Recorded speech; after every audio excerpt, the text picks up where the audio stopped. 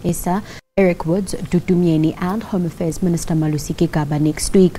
Today, however, tempers as former Eskom Board Chairperson Dr. Ngubane got into a heated exchange with members of Parliament. Ngubane was being grilled about his impressions on the looting of state resources in the face of abject poverty in the country. A day of high tension, with Dr. Ngubane facing a grilling on state capture at Eskom. Expectedly on the defensive, Ngubane called on lawmakers to wait for the National Commission of Inquiry into state capture, but considered that a 659 million prepayment made to a Gupta-linked company, Tegeta, was incorrectly used to buy Optimum coal mine. Based on all the submissions made by management, the board believed that this payment was for the pre-purchase of coal from Optimum coal mine. The board only learned from the press in July 2017 that management had, in fact, converted what was meant to be a prepayment for coal into a guarantee. 2.9.1.9. About the 30 million rand pension payout approval for former Eskom CEO Brian Molefe, but he was reminded about a scathing court judgment that found that the payment to be invalid, as the evidence leader, Advocate Duduzane Zuma, read from the judgment.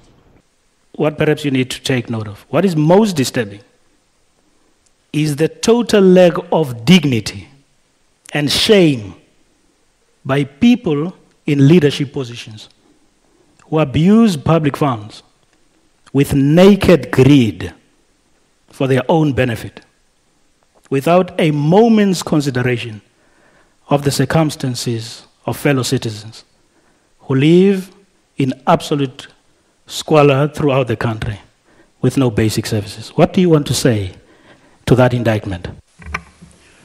That indictment can apply to Steinhoff, to many multinationals in this country, because I agree there's a lot of greed at the expense of the ordinary person.